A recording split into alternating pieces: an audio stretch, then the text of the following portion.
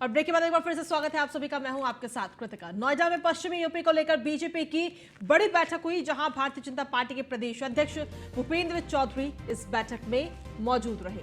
नोएडा समेत पश्चिमी यूपी में हारी हुई सीटों पर मंथन आज किया गया, जहां प्रदेश प्रभारी क्षेत्रीय अध्यक्ष संगठन पदाधिकारी इस दौरान इस बैठक में मौजूद रहे और समीक्षा की गई जिन सीटों पर बीजेपी कमल नहीं खिला पाई। सांसद, विधायक समेत कई बड़े नेता भी इस बैठक में मौजूद रहे।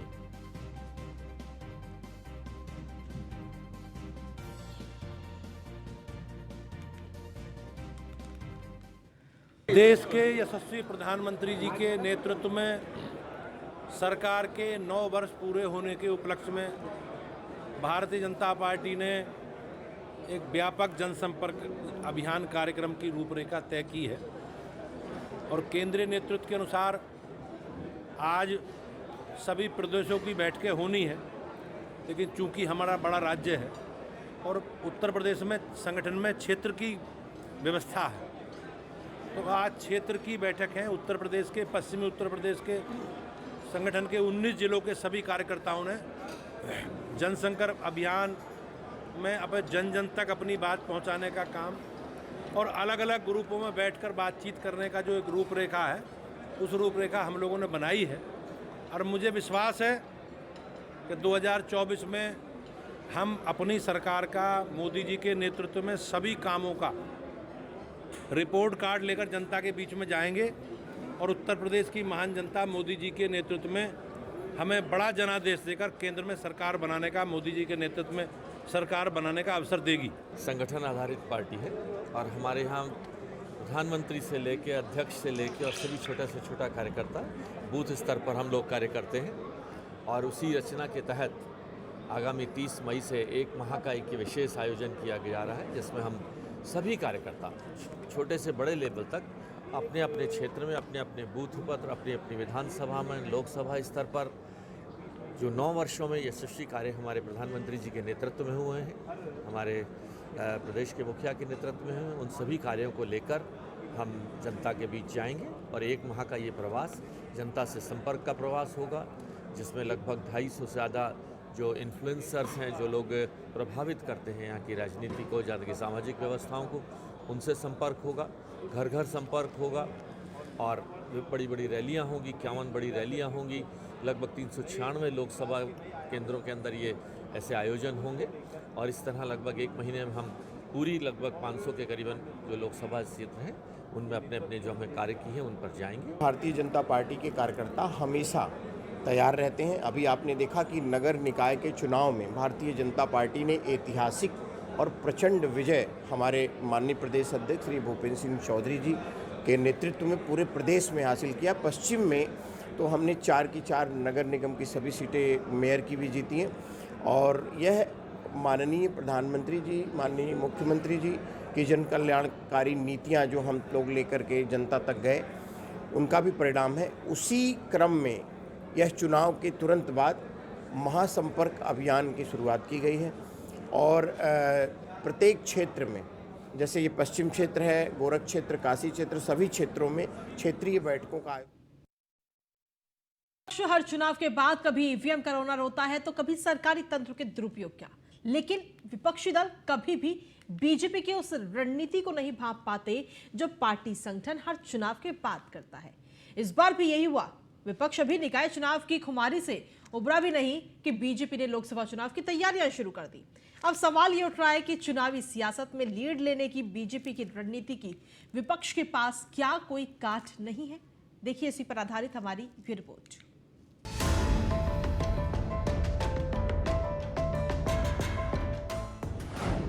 निकाय के मंथन में फंसा विपक्ष, बीजेपी ने शुरू की 2024 की तैयारी, चुनावी सियासत में बीजेपी की लीड।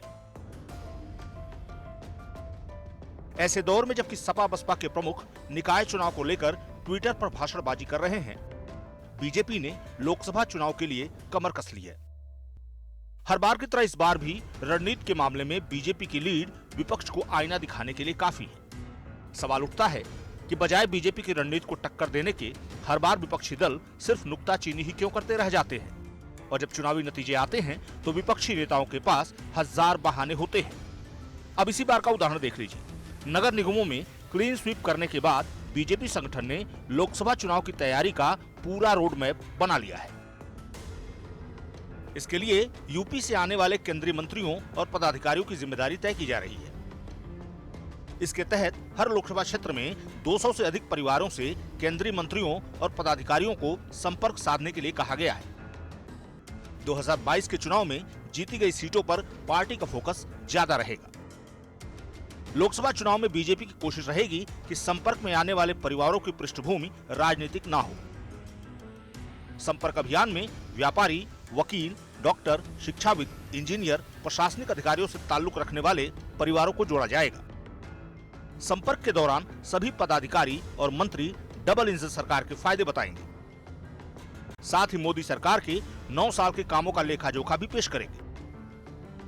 इस दौरान मौजूदा सांसदों के कामकाज का फीडबैक भी लिया जाएगा। निश्चित तौर से चुनाव तो लोकतंत्र में आते ही रहते हैं। जब एक चुनाव हो जाएगा दूसरे चुनाव की तैयारी में लगना, ये हमारी पार्टी का लगातार से प्रयास रहा है। तो 2023 जीत चुके हैं, तो 2024 में देश में फिर से माननीय मोदी जी के नेतृत्व में सरकार बनाने के लिए तैयारी में जुट गए। निश्चित तौर से 17 नगर निगम जीते हैं, 80 के 80 लोकसभा जीतने के लिए तैयारी में जुटे हैं और हमें पूरा विश्वास है कि हम उत्तर प्रदेश में 80 लोकसभा जीतेंगे। एक तरफ बीजेपी ने लोकसभा चुनावों की तैयारियों का रोड मैप रेडी करके उस पर काम शुरू कर दिया है, तो साथ ही निकाय चुनाव में सामने आई खामियों को भी दुरुस्त करने पर पूरा फोकस है।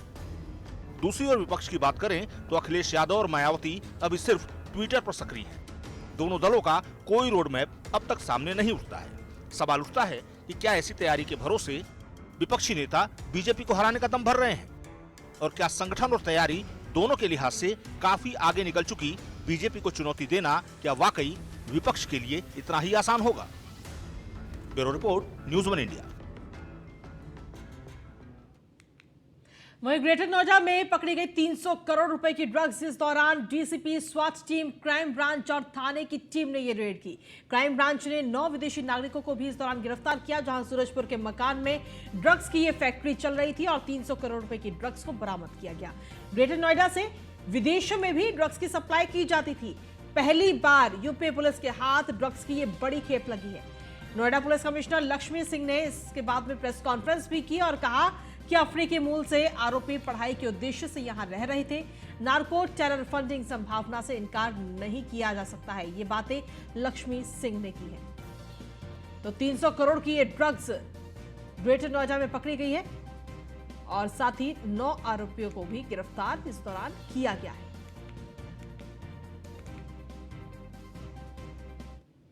और वहीं इस पूरे मामले पर नोएडा कमिश्नर लक्ष्मी सिंह ने न्यूज़ 1 इंडिया के ब्यूरो चीफ निशांत शर्मा से खास बातचीत की। आपको सुनवाते हैं।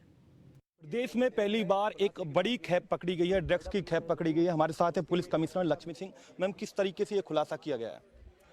देखिए, हमारी क्राइम ब्रांच की टीम के द्वारा ड्रग रैकेट पर लंबे अवधि से काम किया जा रहा था और उनकी ही मुखबिर की सूचना पर आज ट्रैप लगा के एक व्यक्ति को कुछ ड्रग के साथ रिकवर किया गया। उससे कड़ाई से पूछताछ करने और उसकी निशानदेही पर इस लैब को ट्रेस किया गया है, इसको रिकवर किया गया है। हम ये कब से चल रही थी इस तरीके से और किस तरीके से पुलिस ने इस पर खुलासा किया है? देखिए, इन विदेशी अफ्रीकी मूल के नागरिकों के द्वारा 3 मंजिला मकान को किराए पर लेके कमर्शियल मात्रा में ड्रग की मैन्युफैक्चरिंग का रैकेट चलाया जा रहा था। 46 केजी वाइट प्योरेस्ट फॉर्म में मेथ की रिकवरी की गई है। इसके अलावा अर्धनिर्मित ब्राउन मेथ की भी रिकवरी हुई है। गैलन्स में सोल्यूशन की रिकवरी हुई है और उसके अतिरिक्त रॉ केमिकल्स की भी रिकवरी की गई है। जो अप्लायंसेज हैं जिनकी रिकवरी से साबित होता है कि इसकी कमर्शियल मात्रा में मैन्युफैक्चरिंग अनवरत रूप से काफ़ी लंबे समय से जारी थी। मार्केट कीमत क्या माने और कहाँ ये इसको सप्लाई कर रहे थे? तैयार मेथ की जो कीमत बाजार मूल्य में 200 करोड़ की आंकी गई है। देखा जाए कहाँ सप्लाई कर रहे थे इसको?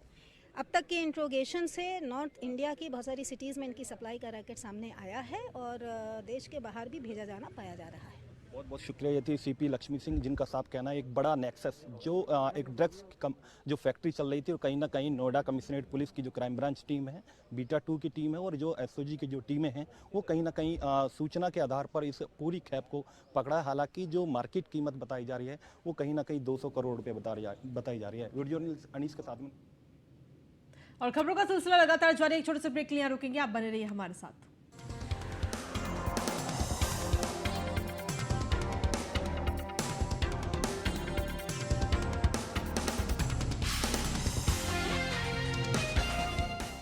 गोल्डी हिंग का तड़का लगे तो सभी दबा के खाते हैं। गोल्डी हिंग, कण कण में जान।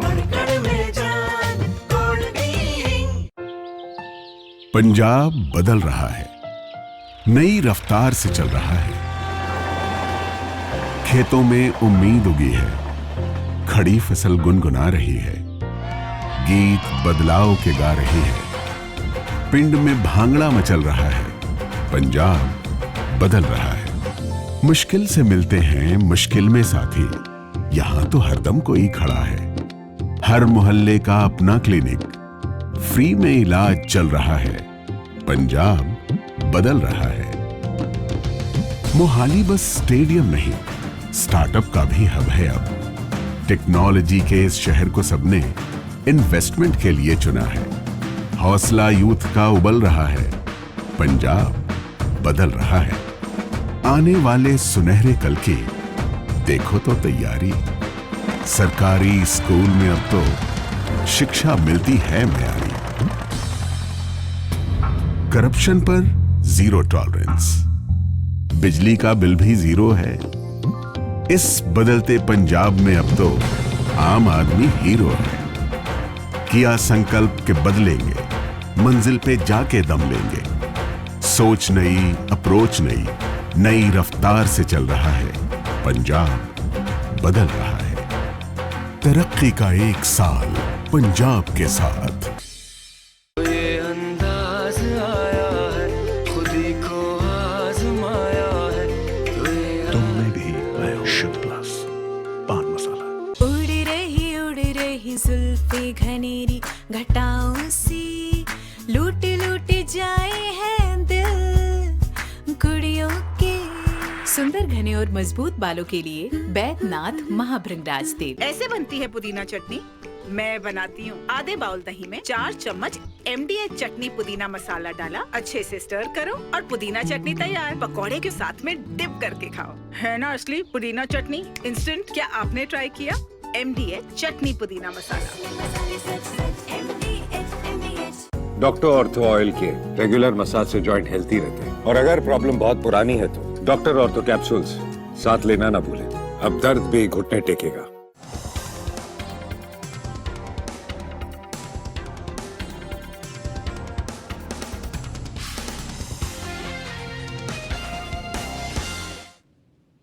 और ब्रेक के बाद एक बार फिर से स्वागत है आप सभी का। खबर में आगे बढ़ते हुए बात करेंगे आप अंबेडकर नगर की, जहां पर न्यूज़ 1 इंडिया की खबर का बड़ा असर देखने को मिला है। दरोगा सहित 2 सिपाहियों पर दलित उत्पीड़न की FIR दर्ज की गई है। जिस थाने में तैनात है उसी थाने में ये मुकदमा दर्ज किया गया। दारोगा शिव दीपक और 2 सिपाहियों पर यह मुकदमा दर्ज किया गया है। जिला पंचायत सदस्य राजेंद्र गौतम की पिटाई का आरोप इन दरोगा पर है। दलित उत्पीड़न सहित कई धाराओं में यह मुकदमा दर्ज किया गया है। तो अंबेडकर नगर की खबर आप तक पहुंचा रहे हैं। न्यूज़ 1 इंडिया ने इस खबर को प्रमुखता के साथ दिखाया था, जिस तरीके से ये उत्पीड़न किया गया, और उसके बाद में न्यूज़ 1 इंडिया की खबर का ये असर भी देखने को मिला है। और अब दरोगा जिस थाने में तैनात है उसी थाने में उनके खिलाफ FIR दर्ज की गई है।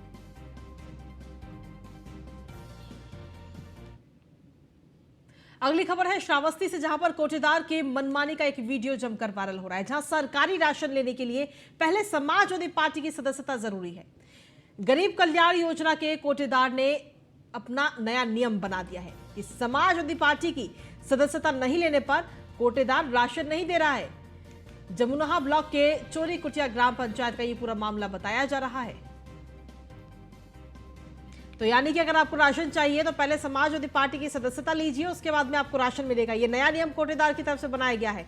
जिस राशन को केंद्र सरकार और राज्य सरकार अपनी योजनाओं के तहत गरीबों के हित में बांट रही है, उसी राशन को लेकर ये कोटेदार कहीं ना कहीं तमाम सवाल खड़े कर रहे हैं। अपने नए नए नियम बना रहे हैं कि पहले समाजवादी पार्टी की सदस्यता लीजिए, उसके बाद में ये साहब आपको राशन देंगे। हालांकि वीडियो सामने आ चुका है, देखना होगा कि इस वीडियो के बाद में कार्रवाई कब की जाती है। अगली खबर एटा से है, जहां पर जिला न्यायाधीश ने समाजवादी पार्टी के पूर्व विधायक के 2 बेटों की अग्रिम जमानत अर्जी खारिज कर दी है। सपा के पूर्व विधायक रामेश्वर सिंह यादव के बेटे सुबोध यादव और प्रमोद यादव की याचिका खारिज हुई है। बताया जा रहा है कि सुबोध और प्रमोद अखिलेश यादव के काफी करीबी माने जाते हैं। पुलिस आंकड़े के मुताबिक सुबोध यादव पर 28 मुकदमे और प्रमोद यादव पर 25 मुकदमे दर्ज हैं।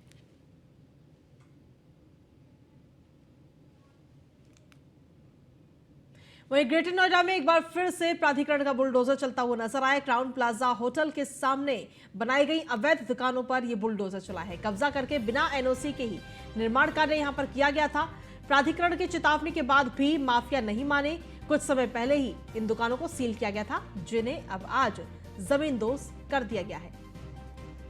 तो उत्तर प्रदेश में कहीं ना कहीं अतिक्रमण अब बर्दाश्त नहीं होगा। चेतावनी दी गई थी कि इन दुकानों को बंद कर दिया जाए और उसके बाद में इन दुकानों को सील भी कर दिया गया था, जिसके बाद में आज इन दुकानों पर बुलडोजर चलाया गया है।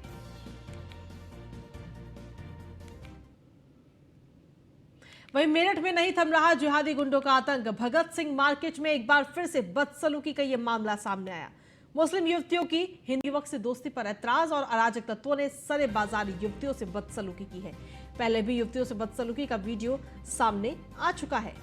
हिंदू युवक से मारपीट का यह वीडियो भी वायरल हुआ था। थाना कोतवाली पुलिस वीडियो की जांच में जुटी हुई है।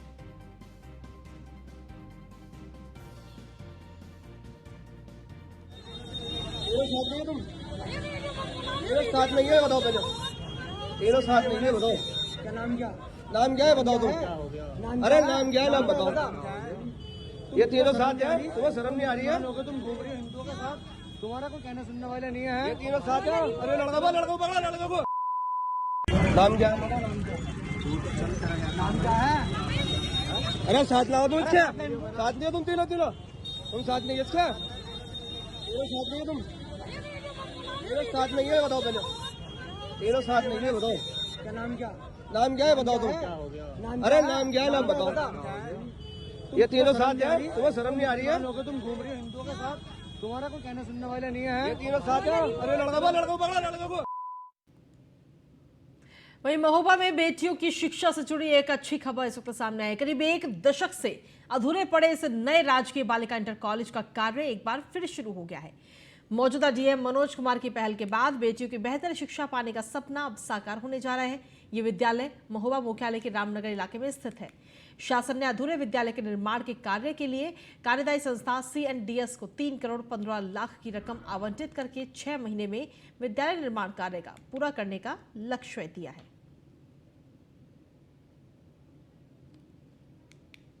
रामनगर में जो है स्कूल का निर्माण चल रहा था, जिसमें बहुत समय से पैसा नहीं आने के कारण कार्य पूर्ण नहीं हो पा रहे थे। वर्तमान में माननीय मुख्यमंत्री जी के आशीर्वाद से और उनके निर्देश पर शासन से पैसा रिलीज हुआ, जिसमें से केंद्रांश का 118 लाख और राज्यांश का 39 लाख रुपये प्राप्त हुआ और उस पर पुनः कार्य शुरू हो गया है। उम्मीद करते हैं कि जल्दी ही जो है कार्य समाप्त। वहीं पीएम किसान सम्मान निधि योजना शुरू तो इसलिए की गई थी कि किसानों को कुछ मदद मिल सके, लेकिन झांसी में अब मृतकों को भी पीएम किसान निधि सम्मान योजना मिल रही है। दरअसल कृषि विभाग द्वारा जारी एक रिपोर्ट में ये बात सामने आई है। जांच में ये बात पता चली कि कुछ लाभार्थियों के निधन के बाद भी राशि उनके खाते में आती रही है। इस सूचना पर झांसी की सभी तहसीलों में जांच की गई। रिपोर्ट में ये बात सामने आई कि कुल 5,856 अपात्र लोगों को किसान सम्मान निधि का लाभ मिल रहा है। इनमें से लगभग 2700 ऐसे हैं जिनका निधन हो चुका है। इसके अलावा आयकर देने वाले और भूमिहीन व्यक्तियों को भी इस योजना का लाभ मिल रहा है। महीनों में जो सर्वेक्षण कराया गया था उसमें करीबन 5700 लोग जो भूमिहीन है वो पाए गए हैं और करीब 3200 लोग ऐसे मृतक हैं जिनकी विरासत न चढ़ी होने की वजह से वो लोग पा रहे थे, तो वो सभी स्टॉप कर दिए गए हैं।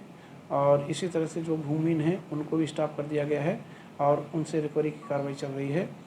और इनकम टैक्स की जो बात आ रही है उसमें करीबन 3000 लोग ऐसे थे जो ले रहे थे और उसमें नियम ये था कि जिसने किसी एक बार भी इनकम टैक्स भर दिया या ट्रैक्टर या किसी के लिए उसने लोन लिया है तो इनकम टैक्स ने ऑफिस ने जो भारत सरकार की उन्होंने पूरे देश में वो एक अपना फिल्टर लगा के ऑटोमेटिक उसको फिल्टर कर दिया। अगली महत्वपूर्ण खबर है हाथरस से, जहां पर 1 महीने के बाद भी पुलिस की पकड़ से आरोपी दूर है। सरकारी जमीन पर कब्जा करने का विरोध करना पड़ा महंगा। दबंगों ने लाठी डंडों से प्रधान के भाई की पिटाई की थी। दबंगों ने प्रधान के भाई पर जमकर लाठियां बरसाई थी और मारपीट का वीडियो भी सोशल मीडिया पर वायरल हुआ था। 14 लोगों के खिलाफ ये मुकदमा दर्ज किया गया था। प्रधान के भाई ने कोतवाली में ये मुकदमा दर्ज कराया था। सदाबाद कोतवाली क्षेत्र के विजालपुर गांव की ये घटना आपको बता रहे हैं।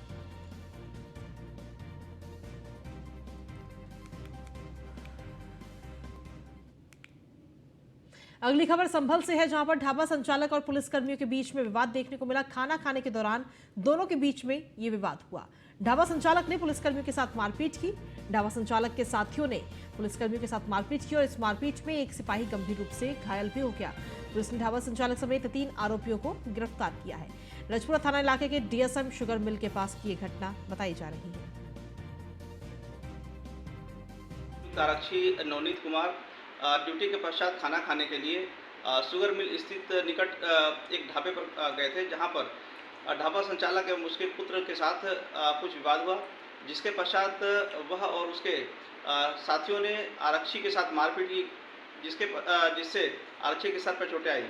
इस प्रकरण में मेडिकल के पश्चात सुचना धारा में अभियोग पंजीकृत किया जा रहा है। साथ ही 3 आरोपियों को हिरासत में लेकर पूछताछ की जा रही है। नियुक्त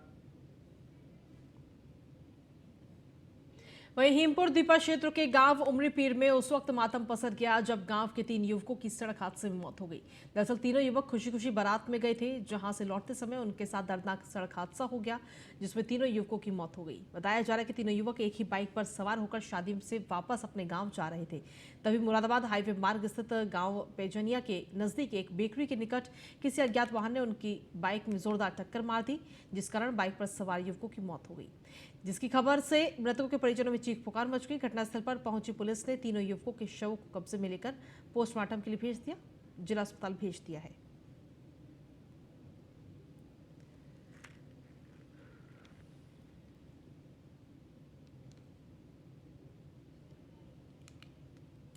और खबरों का सिलसिला लगातार जारी। एक छोटे से ब्रेक के लिए यहाँ रुकेंगे, आप बने रहिए हमारे साथ।